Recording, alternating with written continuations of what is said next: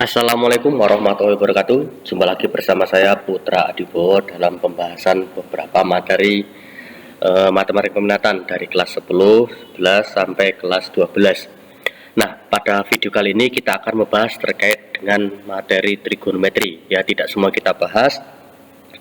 Ya, paling tidak ada beberapa hal yang biasanya siswa itu sering lupa. Kita akan bahas berkaitan dengan rumus jumlah dan selisih sudut trigonometri, terutama untuk yang sin dan cos. Nah, langsung saja kita bahas.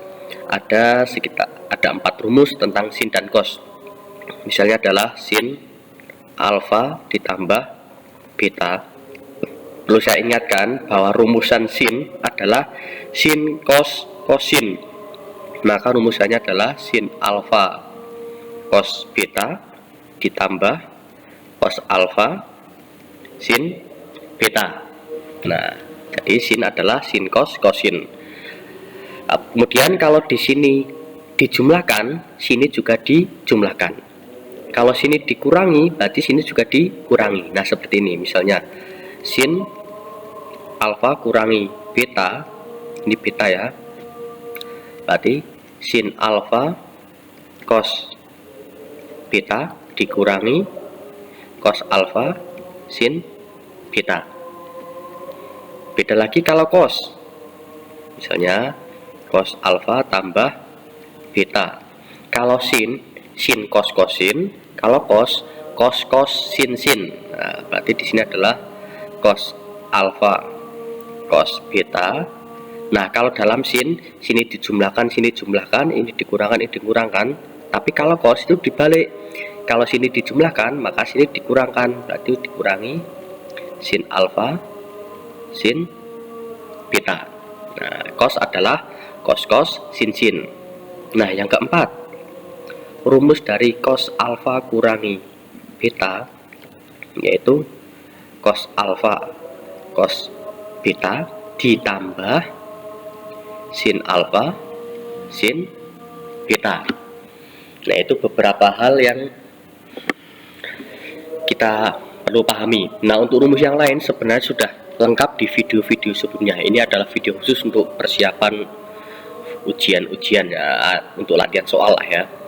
Nah, perlu kita pahami juga dalam diagram Cartesius semacam ini, kita mengenal 4 kuadran, yaitu ini kuadran pertama, kuadran 2, kuadran 3, dan kuadran 4.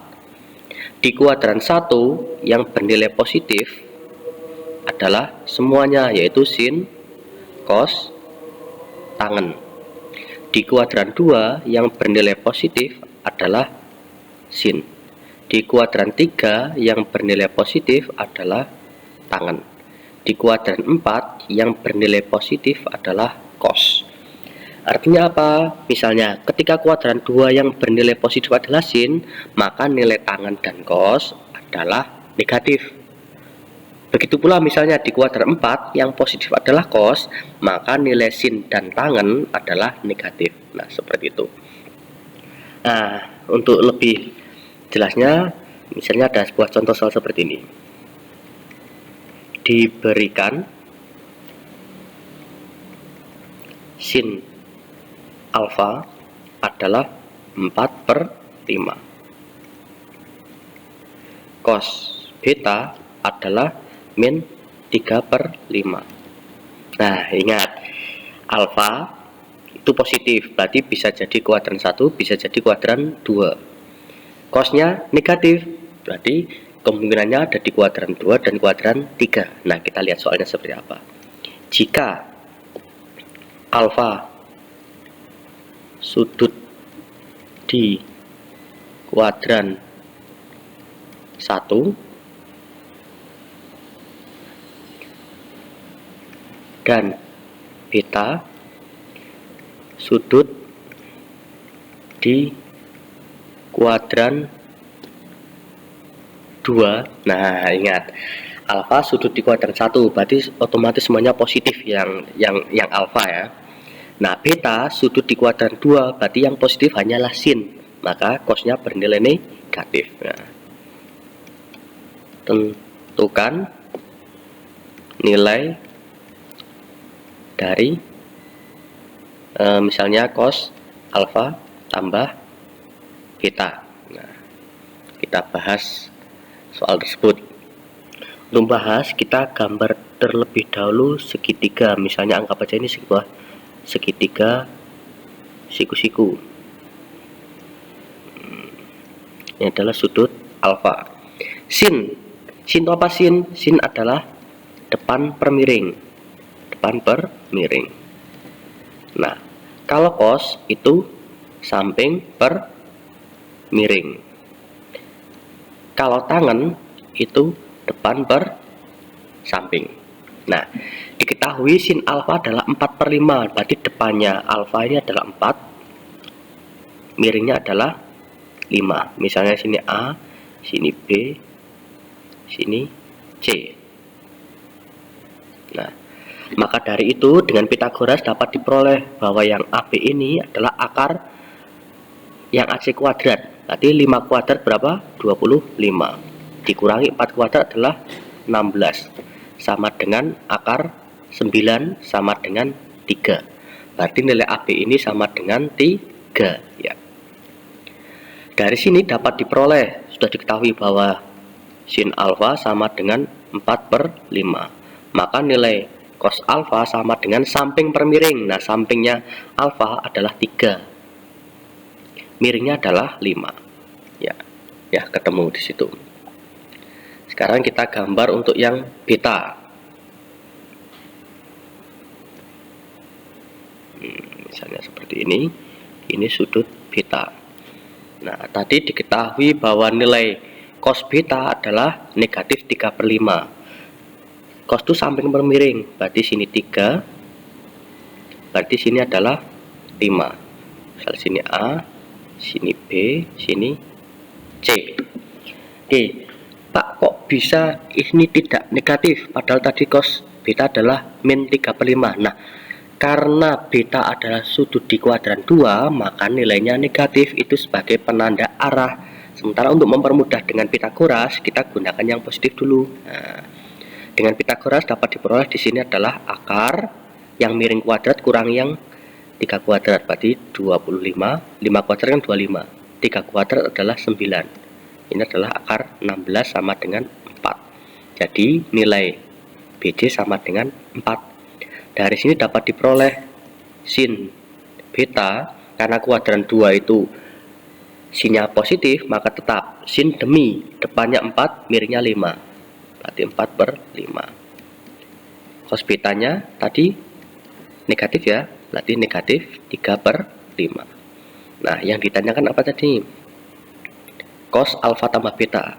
Nah, nilai cos alfa tambah beta rumusannya adalah cos alfa cos beta dikurangi sin alfa sin beta. Nah, cos alfanya tadi adalah 3/5. Cos betanya adalah min 3/5. Dikurangi sin alfanya adalah 4/5. Sin betanya adalah 4/5. Sama dengan 3 kali min 3, min 9. 5 kali 5, 25. Dikurangi 4 kali 4, 16. 5 kali 5, 25. Min 9, min 16, min 25/25. Sama dengan min 1. Nah, silahkan kalian pahami terlebih dahulu. Ya, baik. Kita lanjutkan untuk pembahasan materi tentang trigonometri yang selanjutnya, yaitu berkaitan dengan persamaan trigonometri. Nah, dari persamaan trigonometri untuk video lengkapnya sebenarnya sudah ada di video sebelumnya. Kali ini video khusus khusus tentang latihan soal. Nah, dalam persamaan trigonometri ini kita mengenal beberapa rumus. Yang pertama, rumus yang berkaitan dengan sin. Nah, misalnya rumus dengan ada 2, yaitu X sama dengan A derajat ditambah K kali 360 derajat. Kalau kita menggunakan radian, berarti 360 derajat sama aja dengan 2pi. Nah, 360 derajat itu artinya sama dengan 2pi. Nah, rumus yang kedua, X sama dengan 180 derajat dikurangi A derajat ditambah K kali 360 derajat. Nah, yang kedua, rumus yang berkaitan dengan cos. Nah, ini rumus dasar persamaan trigonometri ya. Untuk rumus yang pertama, X sama dengan rumusan sin yang pertama, yaitu A derajat ditambah K kali 360 derajat. Nah, rumus yang kedua tidak sama dengan sin. Kalau sin itu 180 derajat kurangi A derajat, maka untuk cos adalah min A derajat ditambah K kali 360 derajat.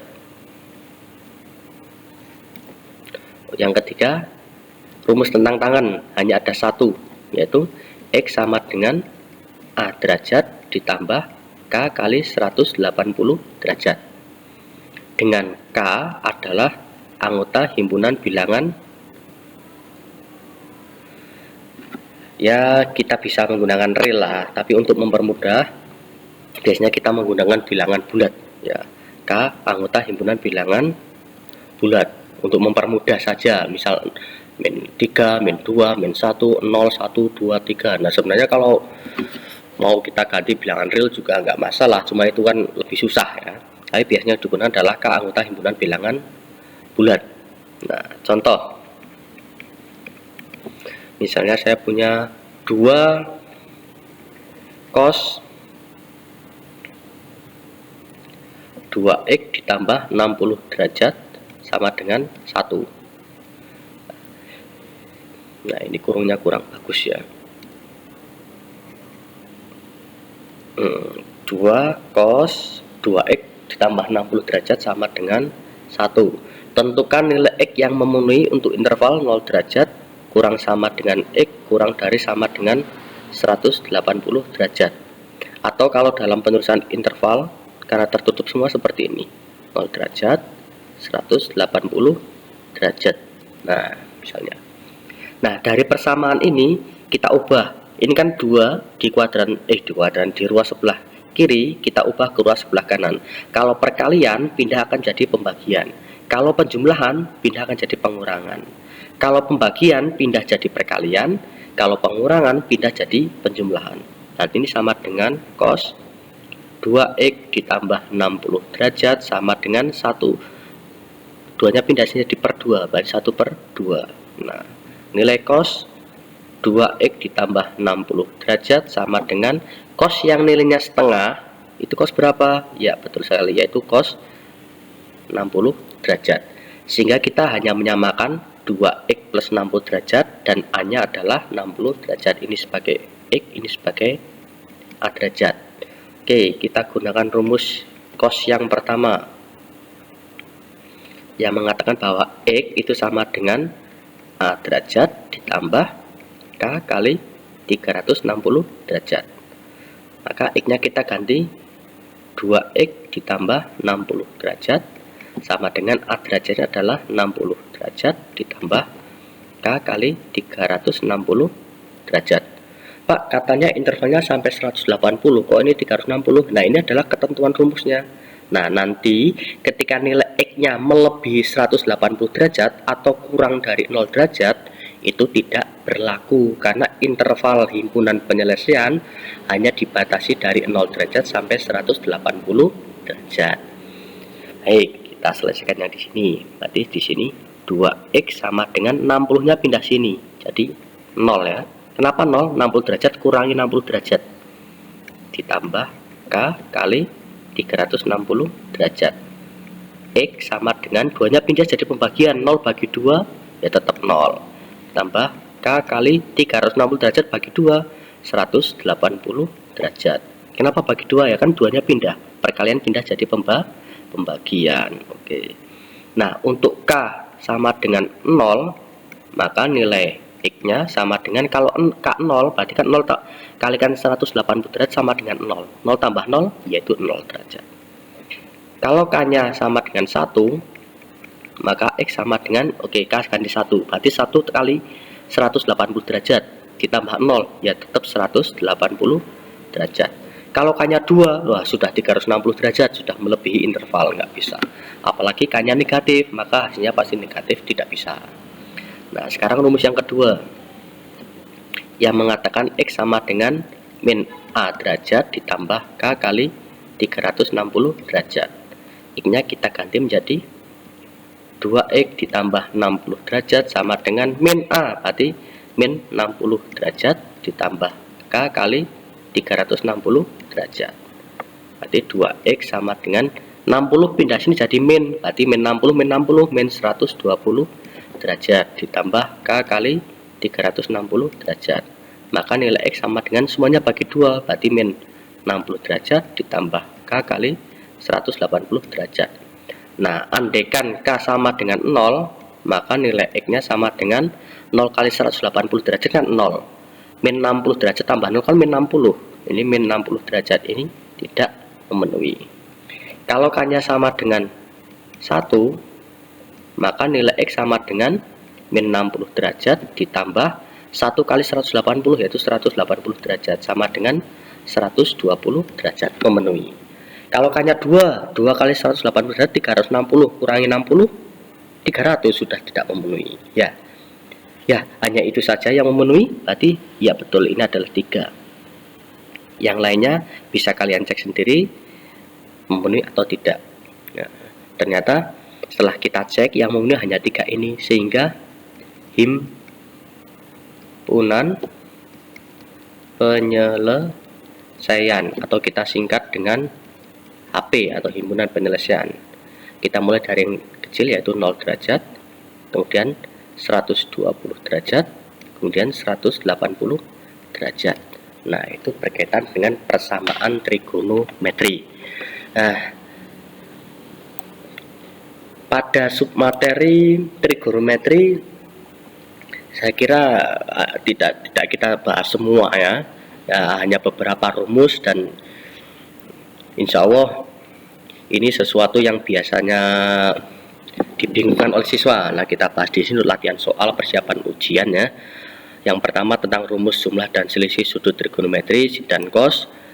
Kalian bisa pause videonya, kemudian kalian pahami kalimatnya, kemudian soal-soalnya. Yang kedua berkaitan dengan persamaan trigonometri, sudah saya sampaikan video lengkapnya di video sebelumnya.